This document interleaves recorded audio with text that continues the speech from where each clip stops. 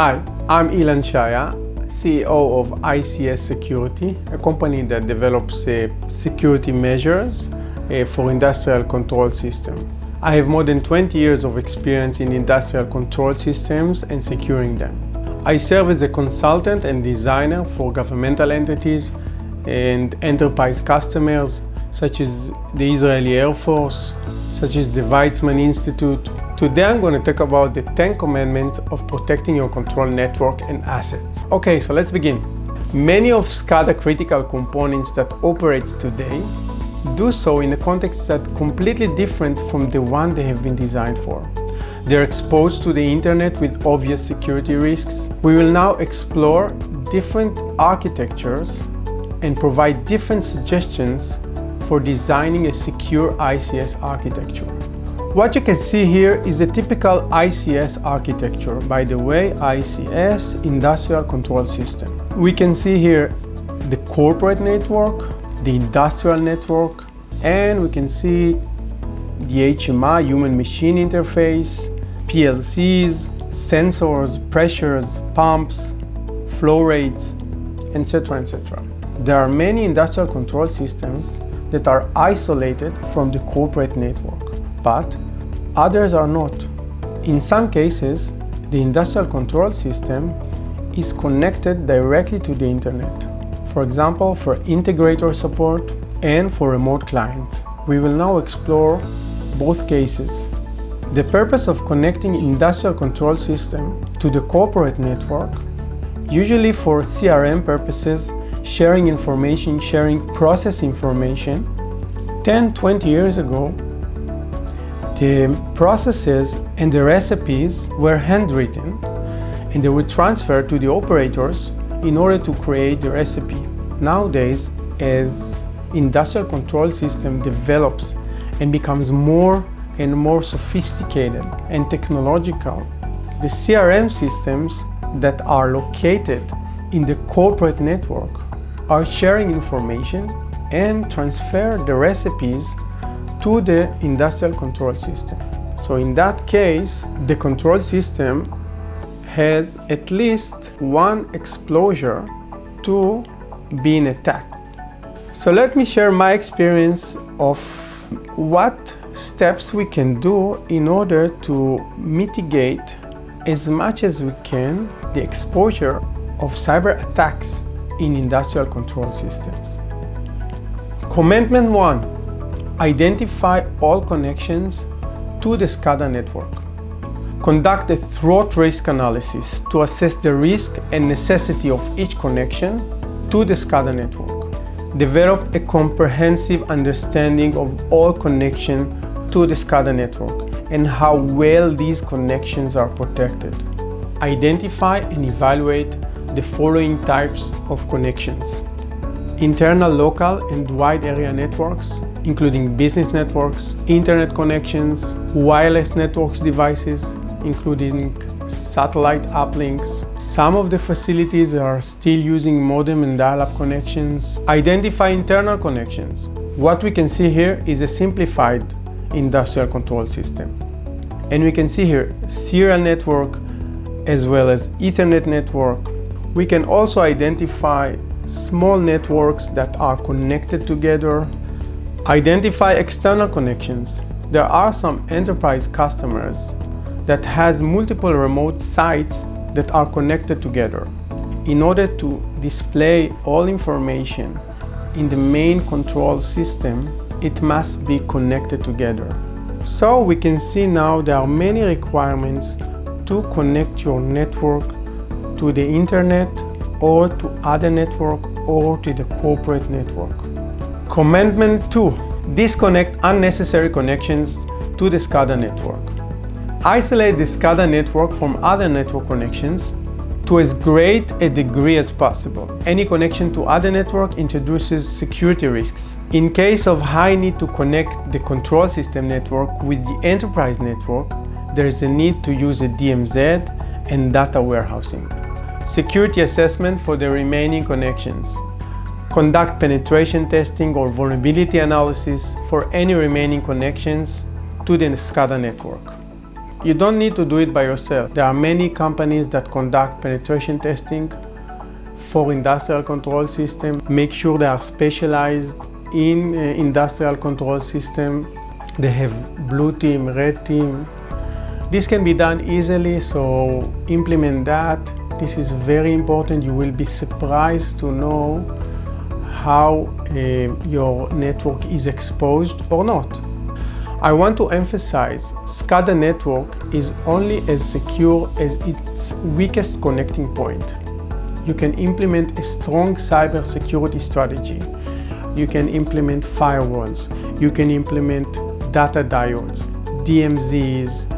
But if you have only one weak connection, for example, for remote support for your integrator, so it's actually all your control system is weak as this simple connection. So you need to upgrade all your connections in your control system. It's essential to implement firewalls, intrusion detection systems, and other appropriate security measures at each point of entry. We'll further explain later. Commandment 3, hardening by SCADA system. System can be exposed to attack through default network services. Remove or disable unused services and network daemons to reduce the risk of direct attack. SCADA servers and clients does not need any application or software but the HMI software and its drivers and SQL Server databases. So there is no need for any service to run but the HMI services. So if you use Sparta, for example, Sparta is blocking any other process from running but the HMI processes. For a new service, a threat risk assessment of the consequences of allowing the service or the feature must be conducted before adding it to the system. Commandment 4. Proprietary protocols are unsafe. Do not rely on proprietary protocols or factory default configuration settings to protect your system. We all know that Modbus protocol is commonly used between two vendors, two PLC vendors, for example. We also know that Modbus is the least secured protocol. So my suggestion is not to use Modbus at all, to use Profinet, to use OPC UA, or to secure the Modbus if you must use it. Demand that the vendor disclose any backdoors or vendor interfaces to your SCADA system. By the way, we have Sparta, which is a security add-on for Ignition. Commandment 5. Implement security measures provided by the system vendors. Most systems in use have no security features whatsoever. SCADA system owners must insist that their system vendor implements security features in the form of product patches or upgrades. Some newer SCADA devices are shipped with basic security features. So ask the vendor if he has the same device or the same license with a security feature. Commandment 6. Establish strong controls over any medium that is used as a backdoor into the SCADA network. Strong authentication must be implemented. Modems, wireless and wired network represent a significant vulnerability to the SCADA network and remote sites.